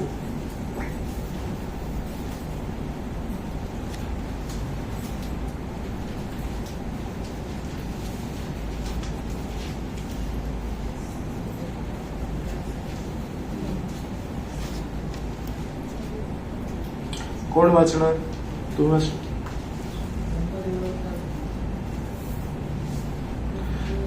ब्रह्मदेव इथे ना समोरच्या 1 2 3 4 6 गोष्टी रिकाम्या आहेत आणि सगळेजण आपण तिथून आवाज येत नाही. येस, ब्रह्मदेवांच्या दिवसाचा आरंभ झाल्यावर सर्व जीव अव्यक्तातून व्यक्त होतात आणि त्यांच्या रात्रीचा प्रारंभ झाल्यानंतर ते पुन्हा अव्यक्तात लय पावतात. श्लोक क्रमांक 19 मी वाचतो कारण तिथे माईक नाही आहे, सगळ्यांना ऐकू जात असेल. श्लोक क्रमांक 19. पुन्हा जेव्हा ब्रह्मदेवाचा दिवस होतो तेव्हा सर्व जीव अस्तित्वात येतात आणि ब्रह्मदेवाची रात्र होते तेव्हा ते आपोआपच त्यांचा लय होतो. सो हेच श्रीकृष्ण म्हणाले होते, ते पुन्हा एकदा श्रीकृष्णाने म्हटलंय 8व्या श्लोकामध्ये. प्रकृतीम स्वाम अवष्टभ्य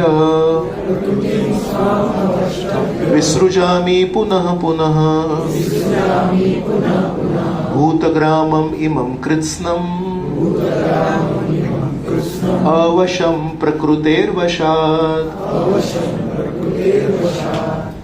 संपूर्ण भौतिक सृष्टी माझ्या अधीन आहे.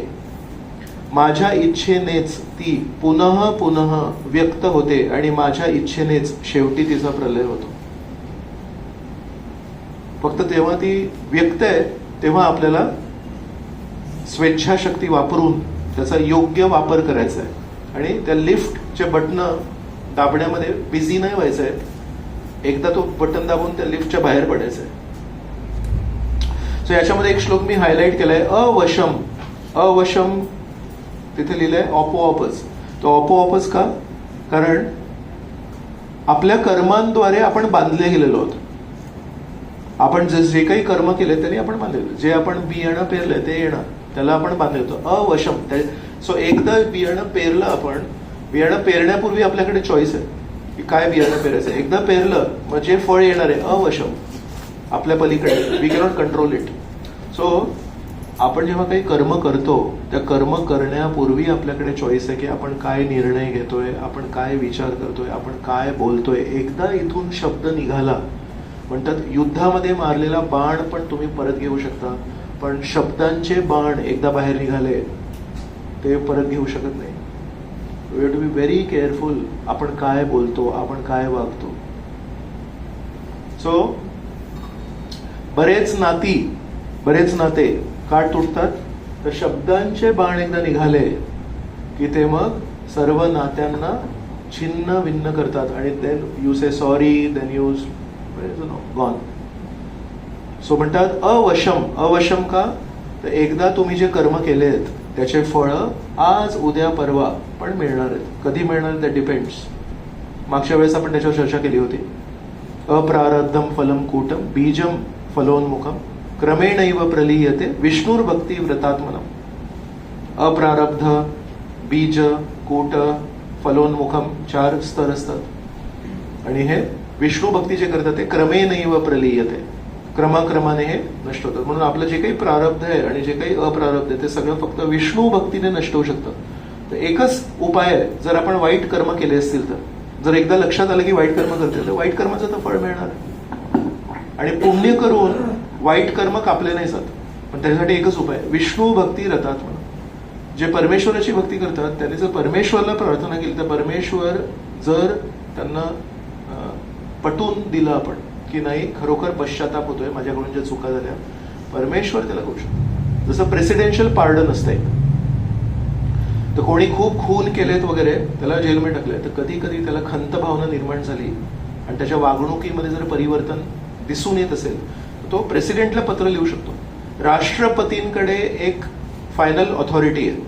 राष्ट्रपतींना जरी पत्र लिहिलं आणि सांगितलं की सॉरी माझ्या चुका झाल्या असं असं आहे आणि आता जेलरला विचारलं तर जेलर म्हटलं हा याची आता वागणूक बदलली आहे. President can over rule supreme court also. Generally he does not. पण स्पेशल केसमध्ये दॅट पॉवर इज देअर. तसं परमेश्वराकडे फक्त भगवंतांकडे ती शक्ती आपल्या कर्मांचे जे फळ आहेत त्याला नष्ट करण्याची. बाकी आपल्यामध्ये अवशम प्रकृतेर वशात, प्रकृतीच्या नियमाच्या वशात आहोत आपण. सो श्रीकृष्ण आहेत एकेका शब्दांमध्ये खूप मोठे मोठे तत्व आपल्याला सांगतात की आपण प्रकृतीचे काही नियम आहेत त्या नियमांमध्ये आपण त्याच्या वशात आहोत आणि वी आर अवश. न च मां तानि कर्माणि निबध्नन्ति धनञ्जय उदासीनवदासीनम् असक्तं तेषु कर्मसु. तो एक आहे सक्त. सक्त म्हणजे अटॅचमेंट. आसक्ती म्हणजे मोर अटॅचमेंट. संस्कृत भाषेमध्ये कसं आहे, कुठल्याही शब्दाला आ लावलं तर ते अधिक होतं आणि अ लावलं तर अपोजिट.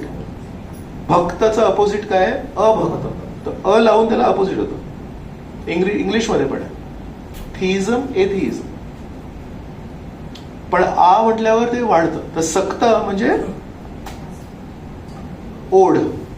त्याला जेव्हा आपण आसक्ती म्हणतो, आसक्ती म्हणजे खूप जास्ती ओढ, आणि असक्ती म्हटलं तर म्हणजे अजिबात ओढ नाही. तर श्रीकृष्ण म्हणतायत हे सगळं माझ्या देखरेखीखाली चालू आहे. परमेश्वराच्या समोर त्यांनी एवढी मोठी सृष्टी केली आहे, त्याचे नियम आहेत, आणि त्या नियमामध्ये आपला जन्म झालाय आपल्या कर्मांमुळे. आणि त्या सांगितलं की आता तुम्ही ठरवा तुम्हाला काय करायचं. दोन्ही उदाहरणं आपल्याला दिली आहेत. आणि आपणच बियाणं पेरतोय, आपणच त्याला कधी कधी कडू फळ लागतं, कधी गोड फळ लागतं. श्रीकृष्ण या सगळ्या गोष्टी माझ्या डोळ्यासमोर होत आहेत, आणि जरी मी हे सगळं केलंय, असक्तम तेषु कर्मसु, मला त्या गोष्टींचा प्रभाव अजिबात नाही होत. म्हणतात न च मां तानि कर्माणि निबध्नन्ति धनंजय. हे धनंजय, ही सर्व कर्मे मला बद्ध करू शकत नाहीत. तटस्थाप्रमाणे मी या सर्व भौतिक कर्मांपासून अनासक्त असतो. आपल्या घरी पण कधी कोणी तटस्थ व्यक्ती असतात, ते बाजूलाच असतात. थोडं काहीतरी बोला, नाही ठीक आहे तुमचं चाललंय.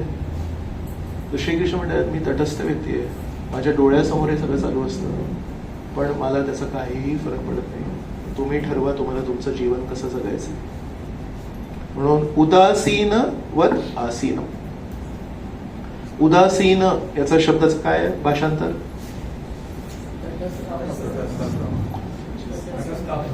तटस्थाप्रमाणे. वत आहे ना, वत. वत म्हणजे सारखा. तो एका तटस्थ व्यक्तीप्रमाणे माझ्या डोळ्यासमोर हे सगळं चालू असतं. तर श्रीकृष्ण जेव्हा त्यांच्यासमोर कोणी काही शिशुपाल आहे, तो श्रीकृष्णांना अपशब्द बोलतोय, श्रीकृष्णाचा चेहरा असं काही पडला नाही, अरे हा मला कसं बोललो, ठीक. आणि कोणी श्रीकृष्णाची स्तुती करताय असं नाही, अरे याने माझ्याशी गोड बोलत, याला 2 पेढे जास्ती द्यायला पाहिजे. श्रीकृष्ण बाह्य कृतीने प्रभावित होत नाही, पण जो खरोखर श्रीकृष्णाची शिकवणच्या अनुसार जीवन जगतो त्याला इज रिअली इंटरेस्टेड. सो उदासीन वद आसीन. इथे एक पुतळा असेल, आपण एवढी चर्चा करतोय, कधी हसतोय कधी रडतोय, त्या पुतळ्याला काय आहे? श्रीकृष्ण म्हणतात मी पुतळा नाहीये म्हणून वत. नाही तर म्हणाले उदासीन आसीनम. उदासीन वत. वत म्हणजे जणू काही मी एक पुतळा आहे, माझ्या चेहऱ्यावरचे हावभाव कधी बदलत नाही. तर श्रीकृष्णाचे जे हावभाव आहेत कधीच बदलत नाही. या जगामध्ये कधी भूकंप होतात, कधी काय होतं, श्रीकृष्ण म्हणतात बघ बदलायचं असेल तर तुका म्हणे सोपी केली पायवाट. ते सगळं दिलेलं आहे, रस्ता दिलेला आहे बाहेर पडायचा, पण समजा तुम्हाला तुका म्हणे ते स्वीकारायचं नसेल, मग हे सगळे वर खाली होत राहणार पुनः पुनः. सो म्हणून जो त्या क्षणामध्ये जगतो तो त्या क्षणामध्ये होणाऱ्या घटनेशी प्रभावित होतो. तर कधी जेव्हा काहीतरी आनंदाची गोष्ट होते, वा मजा आली, अरे वा लेट्स पार्टी, आणि जेव्हा काहीतरी मनाविरुद्ध होतं तेव्हा फोन स्विच ऑफ करून आपण उदास बसतो. पण जेव्हा आपण क्षणामध्ये न बुडता जेव्हा आपण थोडंसं वर येतो, तेव्हा एक लक्षात येतं की हे कधी आनंदाची गोष्ट आणि कधी दुःखाची गोष्ट, हे तर जन्मापासून चालू आहे.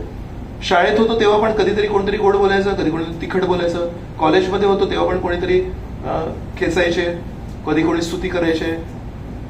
मग नंतर आता पण गेल्या 2 वर्षांमध्ये पण असं झालं की कोणीतरी त्रास दिला आणि अनपेक्षित व्यक्तीने मदत केली. So this part of life. पण जेव्हा आपण त्याला असं वरून बघत नाही, तेव्हा ती एक एक घटना आपल्याला एवढी प्रभावित करते की जेव्हा कोणी गोड बोलतं आपल्याला वाटतं हा माझा शुभचिंतक. गोड बोलून शुभचिंतक होत नाही कोणी.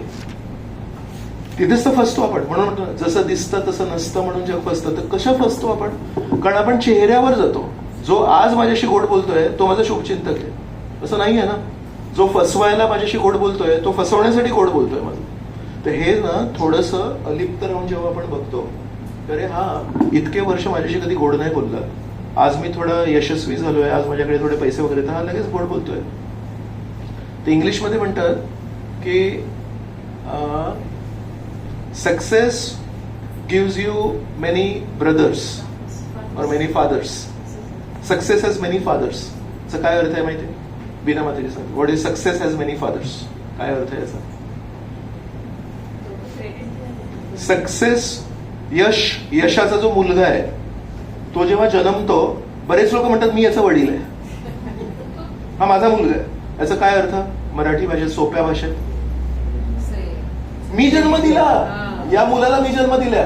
10 लोक म्हणतात या यशाचा, म्हणजे जेव्हा आपल्या जीवनात यश येईल तेव्हा 10 लोक येऊन म्हणतात मी तुझ्या जीवनात होतो म्हणून तुला यश मिळालं. ते आठवतंय एकदा मी तुला बोललो होतो म्हणून तू आता यशस्वी झालास. So now I want some returns. So success has many fathers. पण हे जेव्हा आपल्याला कळेल की हा इतके दिवस कधी म्हणत नव्हता की मी तुझा वडील आहे, आज जेव्हा माझ्याकडे सगळं यश आलं तेव्हा म्हणतोय, then we understand.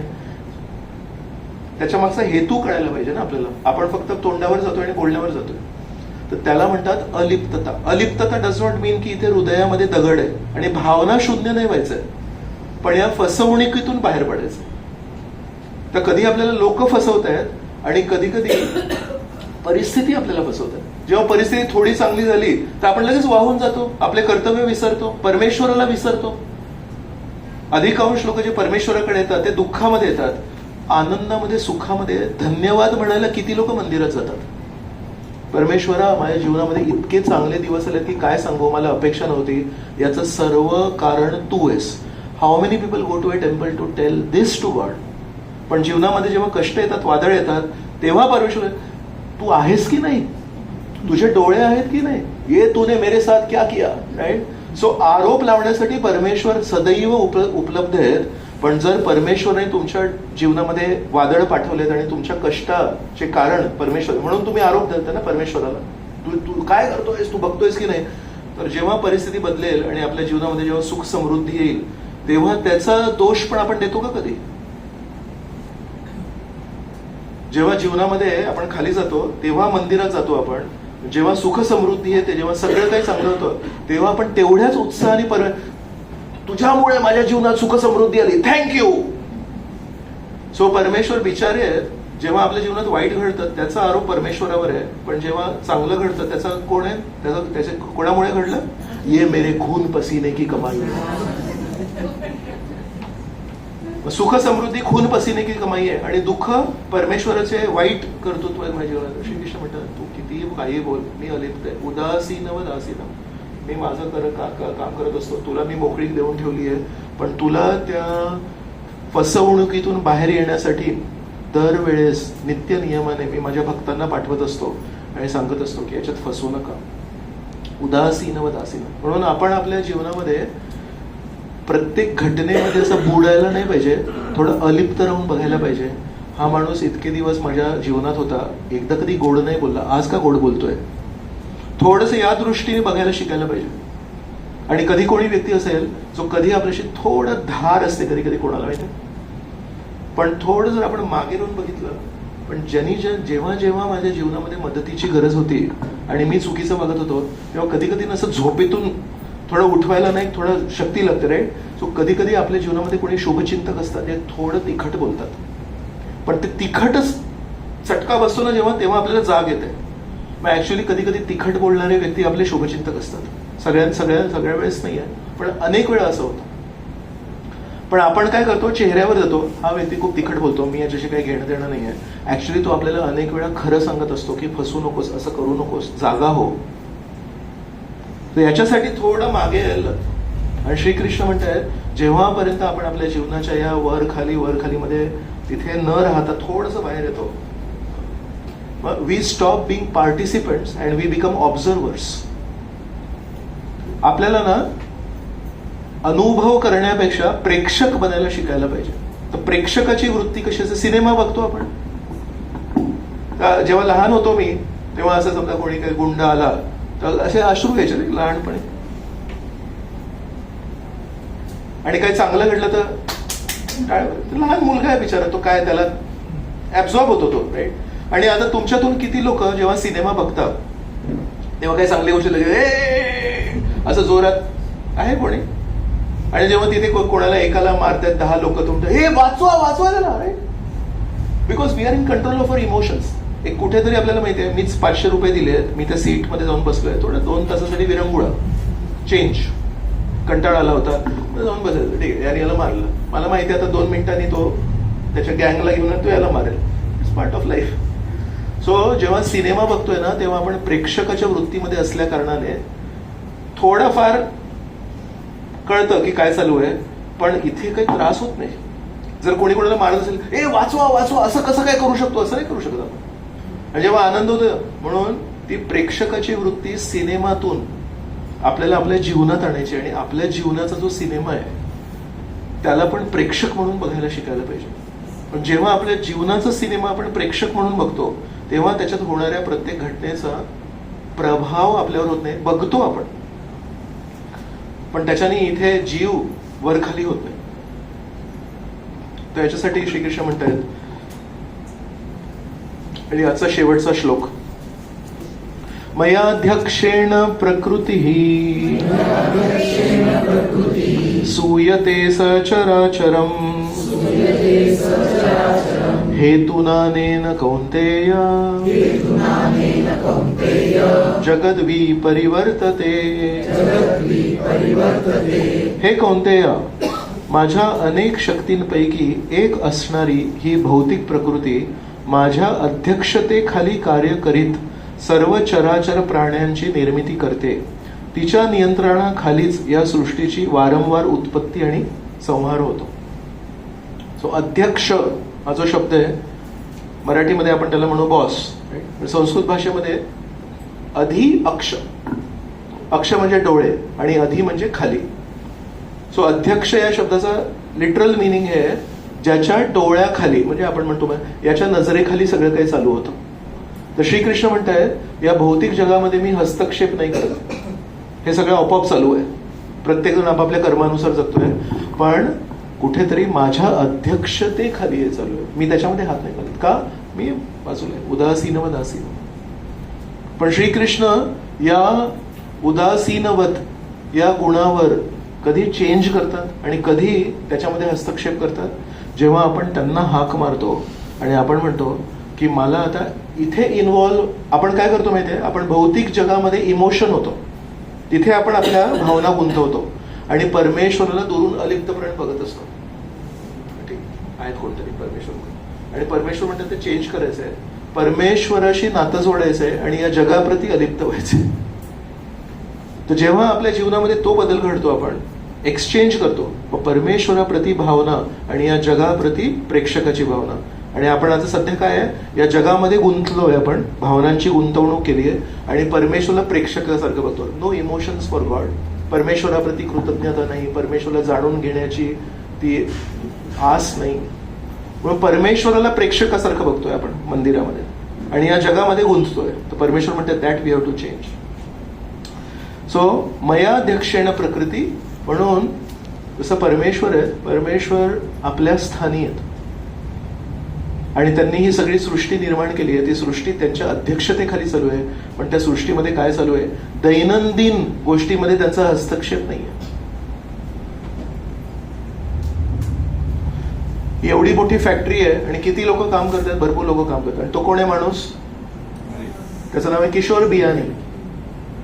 So D Mart, जेवढे डी मार्ट केले, so he is the owner of the D Mart company, Fortune group. So त्याची ती कन्सेप्ट होती की अरे खूप माल विकत घ्यायचा आणि त्याचे रेट्स खूप कमी करायचे आणि मोठमोठ्या दुकानांमध्ये ते विकायचे आणि जेणेकरून आपल्याला प्रॉफिट मिळेल. किशोर बियानी.